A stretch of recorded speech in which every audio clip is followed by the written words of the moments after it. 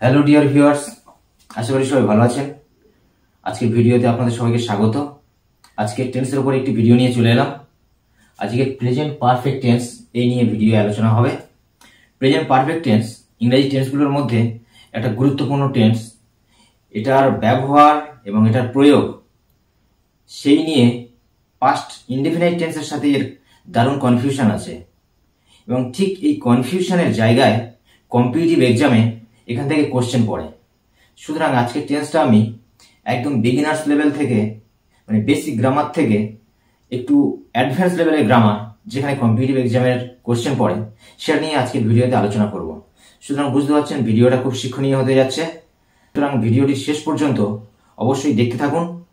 মূল ভিডিওতে ঢোকার আগে আপনাদের কাছে ছোট্ট অনুরোধ, আমার চ্যানেলের এইরকম ভিডিওগুলো যদি আপনাদের শিক্ষণীয় মনে হয়, ভালো লাগে, অবশ্যই চ্যানেলটা সাবস্ক্রাইব করবেন, ভিডিওটা লাইক করবেন এবং অবশ্যই কমেন্ট করে আপনাদের মতামত জানাবেন যে ভবিষ্যতে আরো কেমন টাইপের ভিডিও করলে আপনাদের আরো ভালো লাগবে। চলুন আমরা মূল ভিডিওতে প্রবেশ করি। আজকের ভিডিওতে আমরা আলোচনা করব যেভাবে, সেটা হলো প্রেজেন্ট পারফেক্ট টেন্সের বৈশিষ্ট্য অর্থাৎ চেনার উপায়, সেটা বাংলা থেকে কিভাবে চিনবো সেটা নিয়ে আলোচনা করব, নাম্বার 1।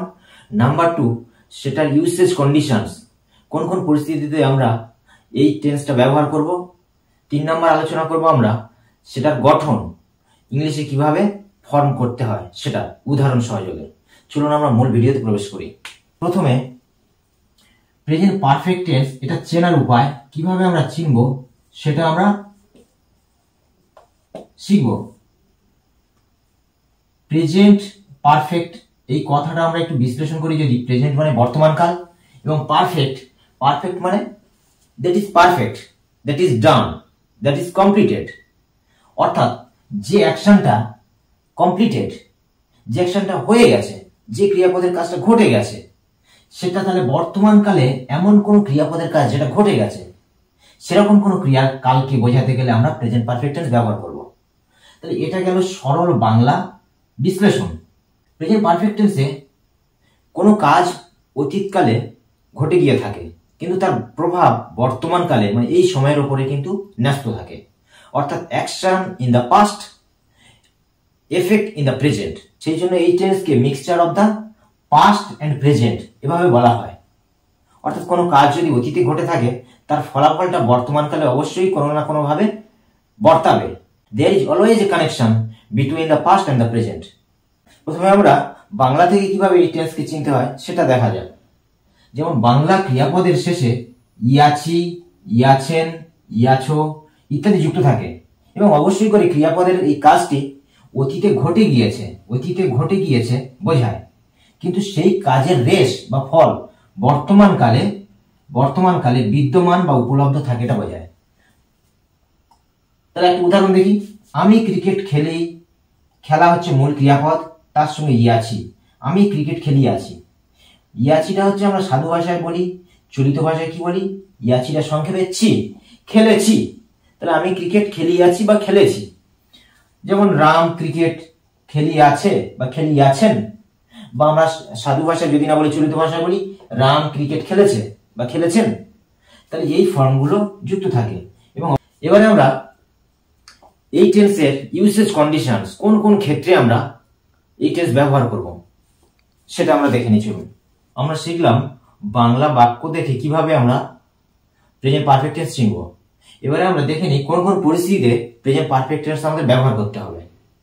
1 নম্বর দেখুন, to denote A recently completed action, just সবেমাত্র কোনো কাজ ঘটে গেছে, সেরকম বাক্যকে ব্যবহার করতে গেলে আমরা এই টেন্স ব্যবহার করবো। যেমন একটা উদাহরণ দিয়েছি, I have just come to office.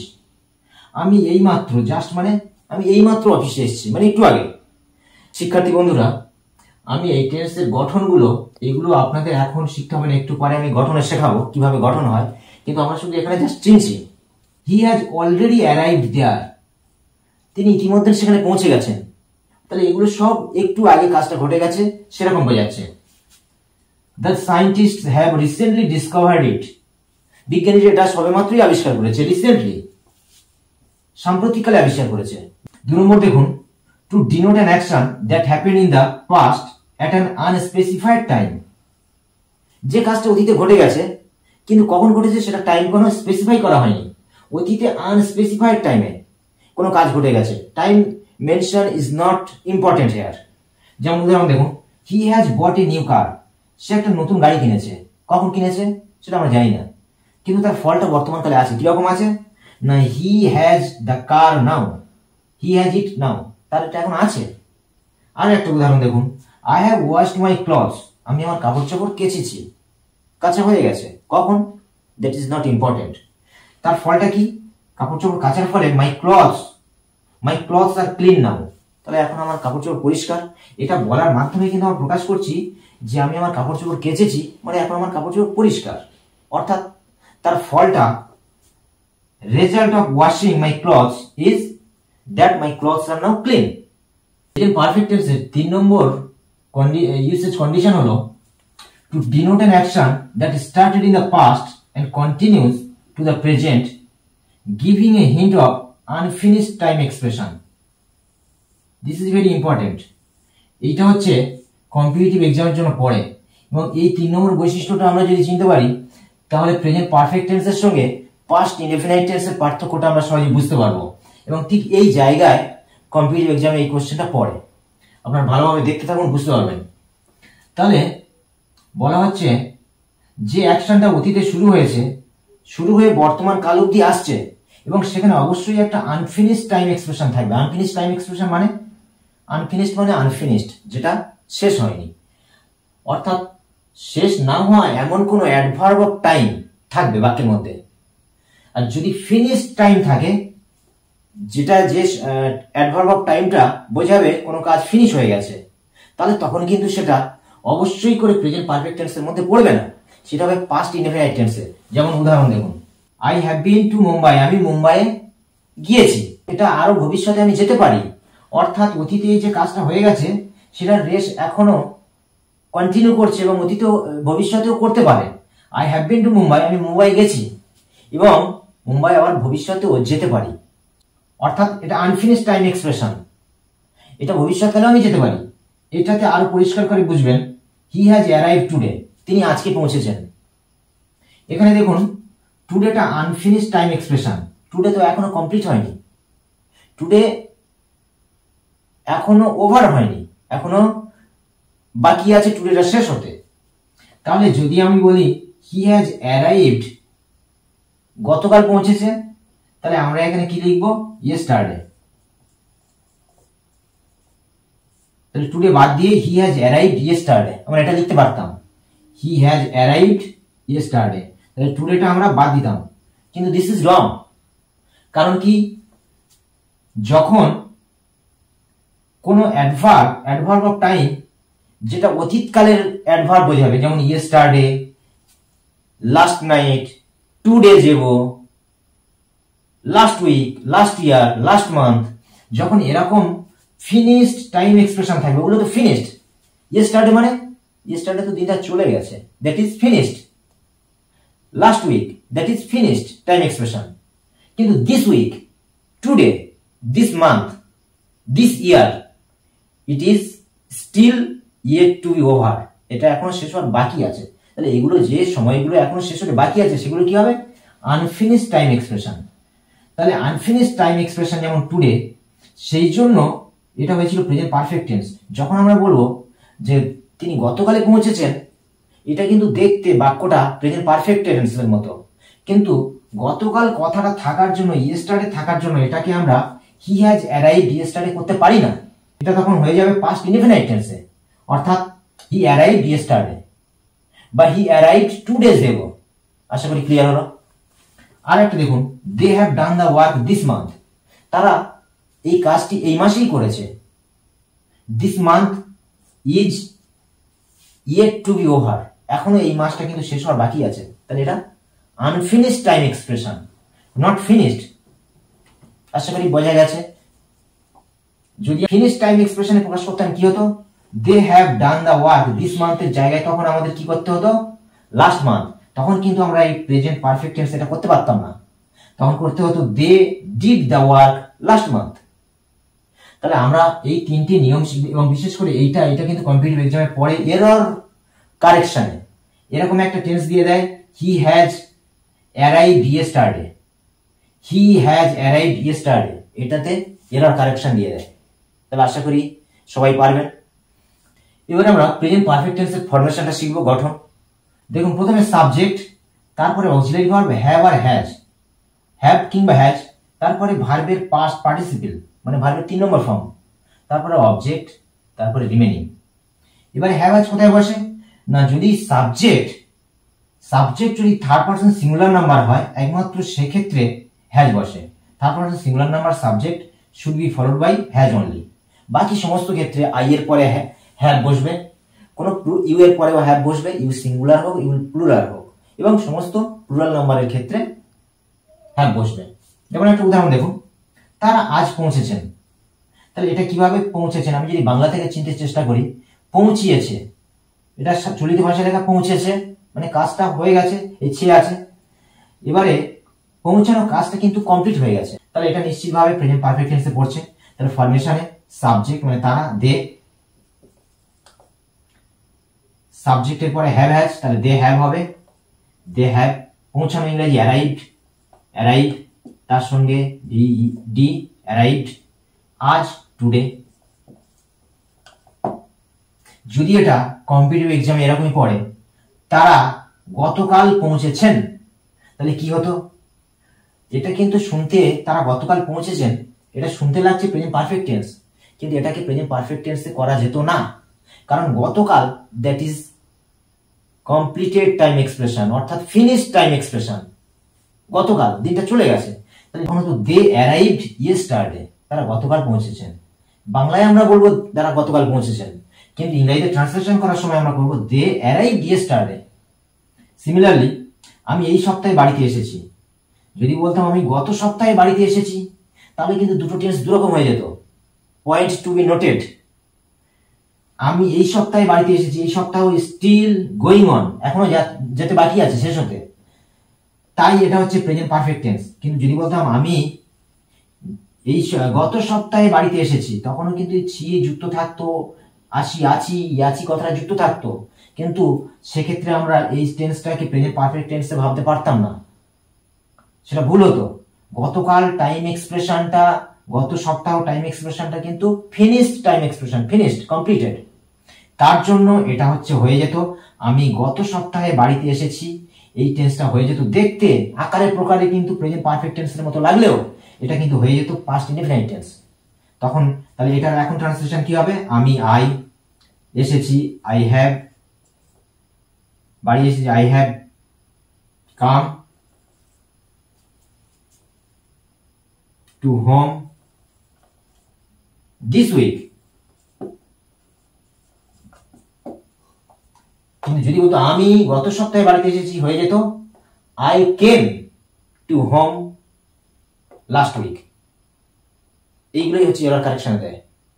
এবারে আমরা শিখবো নেগেটিভ ফর্ম। অ্যাফার্মেটিভ হয়ে গেল, নেগেটিভে জাস্ট একটা নট বসবে অক্সিলারি ভার্বের সঙ্গে, হ্যাভ নট কিংবা হ্যাজ নট। তাহলে আমরা যদি একটা বাক্য দেখি, তিনি ভাত খেয়েছেন, তাহলে এটা হয়তো প্রেজেন্ট পারফেক্ট টেন্স, কিন্তু সেটাকে যদি না ঢোকাতে হয় তাহলে কি বলবো আমরা, তিনি ভাত খাননি, অর্থাৎ খায়নি, তিনি ভাত খায়নি বা খাননি। কিন্তু এই একটি নি আর যদি একটা না বসাতাম, কি পার্থক্য হতো, নি আর না, অবশ্যই পার্থক্য হতো, টেন্সের পার্থক্য হয়ে যেত।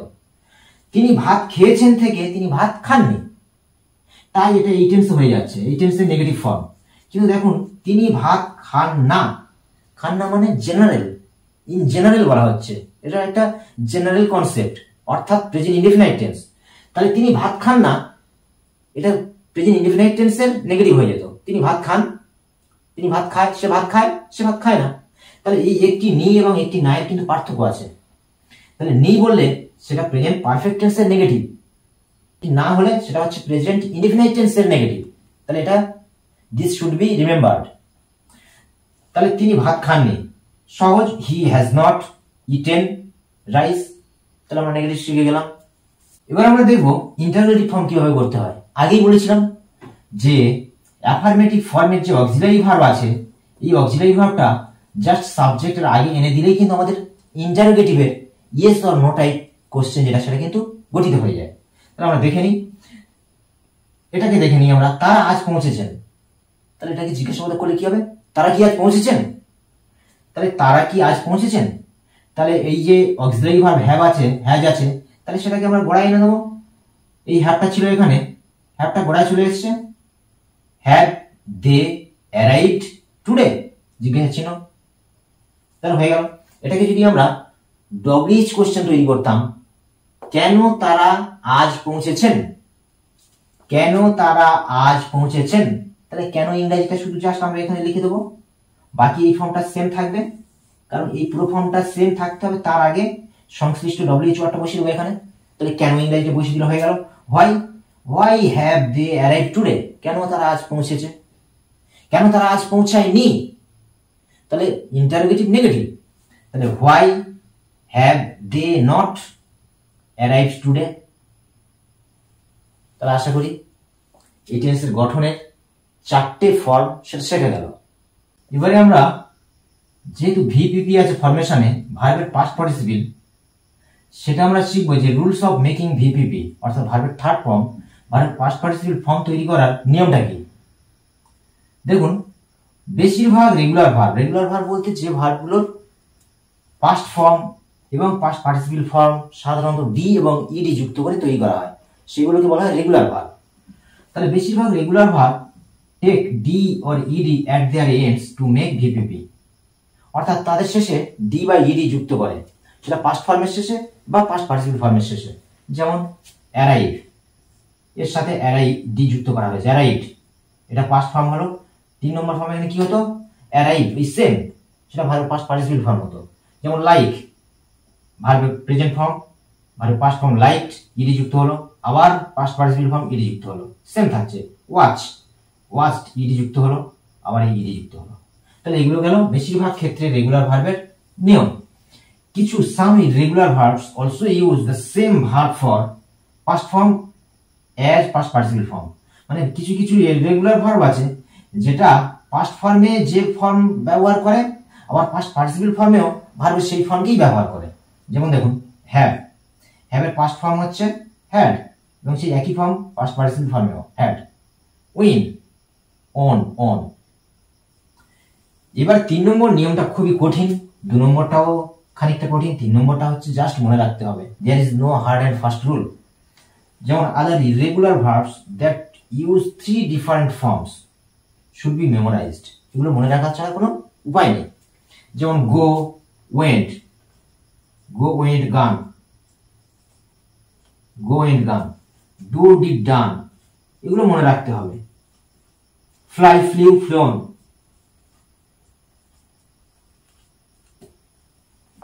এই ছিল আজকের ভিডিওর আলোচনা প্রেজেন্ট পারফেক্ট টেন্স নিয়ে। আশা করি খুব সহজে বোঝাতে পেরেছি। ভবিষ্যতে এরকম ভিডিও অবশ্যই আমি বানাবো, কিন্তু তার জন্য আপনাদের আমার চ্যানেলটাকে সাবস্ক্রাইব করা দরকার। লাইক করবেন, কমেন্ট করে জানাবেন যে কেমন ভিডিও বানালে সুবিধা হবে, এবং আপনাদের লাইক, কমেন্ট, শেয়ারিং, সাবস্ক্রিপশন এগুলো আমাকে অনুপ্রাণিত করবে এরকম ভিডিও তৈরি করতে। অবশ্যই আমার চ্যানেলটা সাবস্ক্রাইব করে দেবেন। চলুন, দেখা হবে আবার নেক্সট কোনো ভিডিওতে। ভালো থাকবেন।